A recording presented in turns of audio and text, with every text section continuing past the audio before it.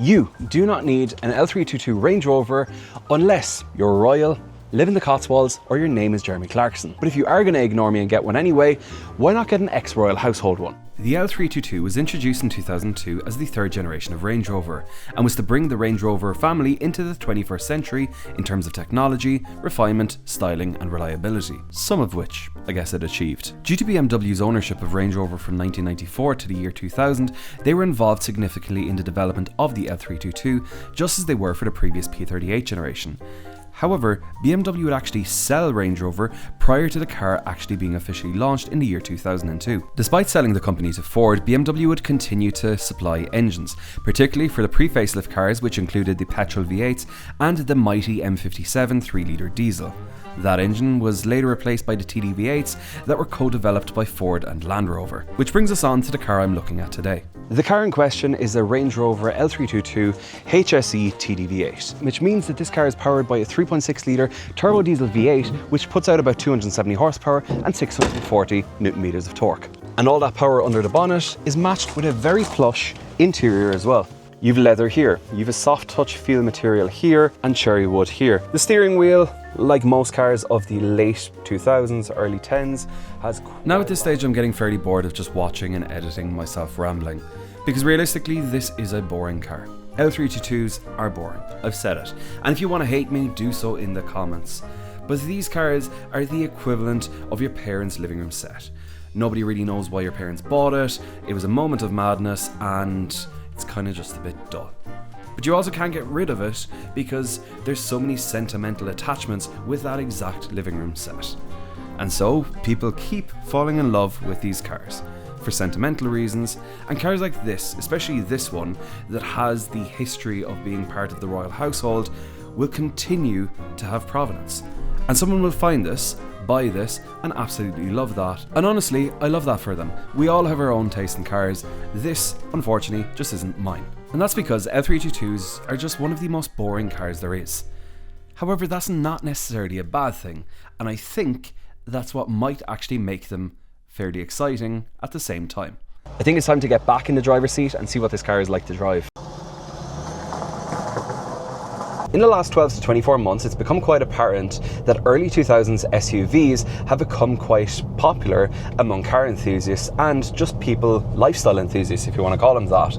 Stuff like the early Cayennes, early Q7s, early BMW X5s, and some of the early ML Mercedes as well. And there's so many people flocking to cars like this, these early SUVs, but for some reason the biggest concentration of those is somehow the L322 generation of Range Rover. And this car was registered officially to London Metropolitan Police, but it was used for royal duties, and it is the very Range Rover that you can see in this clip following the Bentley during Kate and William's wedding. You know, L322s have gained a lot of popularity in recent years because so many of them got so cheap. You could pick one of these up in like bad condition or a really abused one for maybe a couple of grand. Nowadays the good ones go for like 10-15k, and this one is likely to go for a good bit more than that because of the provenance and the fact that people who like Range Rovers typically are fans of the royal household. And I will say, just being in this car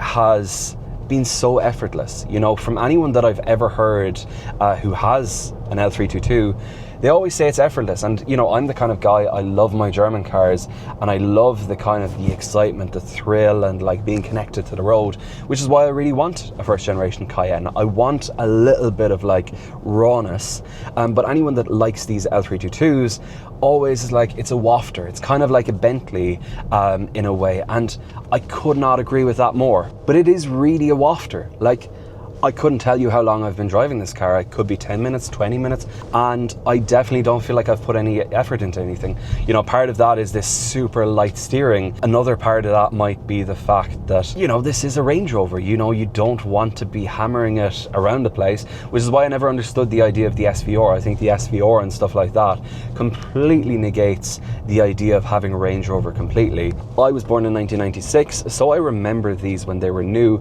and they definitely commanded a presence. They felt quite modern while keeping some of like the old school charm about them. It's like a G-Wagon, but without the German seriousness. This has the the British refinedness to it. Personally, I've always been a little bit more of a fan of like the Range Rover Classic styling and the P38 styling.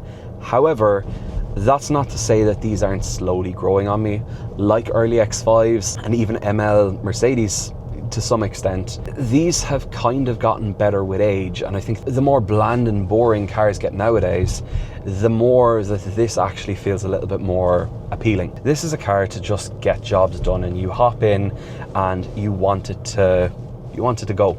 Now, maybe that's the point where the German cars are a little bit better because of the reliability. JLR, Jaguar Land Rover Group, don't exactly have the best history of reliability, unfortunately. I think that's probably one of the things that's hurt the value of these.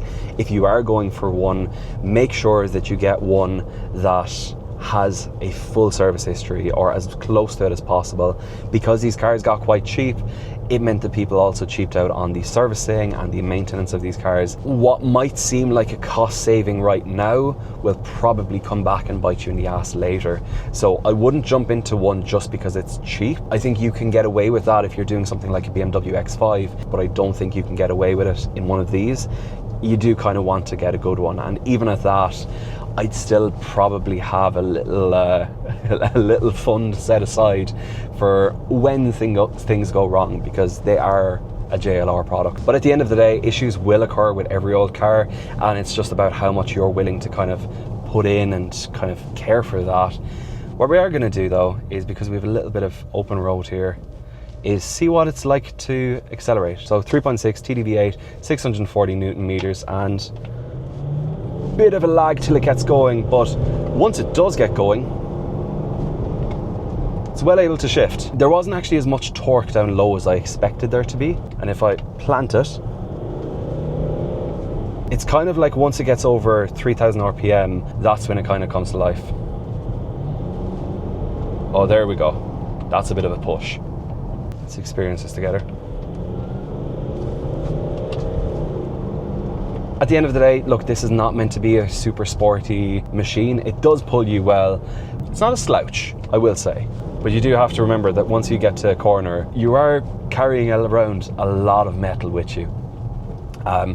If I was to compare these to like a G-Wagon, if you are doing like a lot of driving, this any day of the week, because this feels so much more like a normal car. In a way, it feels a little bit underwhelming to drive because it drives exactly the same as how I expected. If anything, it's a little bit more effortless than I expected, which if you're the kind of person like me who likes really engaged cars, then you know, you might see that as a negative. But I could see how it's a positive in other lights.